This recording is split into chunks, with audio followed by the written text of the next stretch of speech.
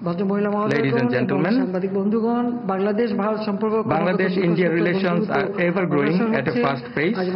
Today, I held a meeting with Prime Minister Shri Narendra Modi, where we discussed the ways and means of collaborative engagement between the two countries.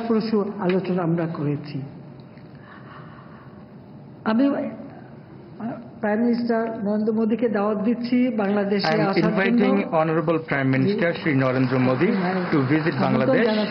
आइए बांग्लादेश में देखिए बांग्लादेश को कितना कुछ हमने कर पाया और हमने क्या करेंगे तो আমি নরেন্দ্র মোদি জিকে দাওয়াত দিচ্ছি বাংলাদেশে আসার জন্য I would like to take this opportunity to reiterate my invitation to Prime Minister Shri Narendra Modi to visit Bangladesh to further strengthen the friendly relation of our two countries.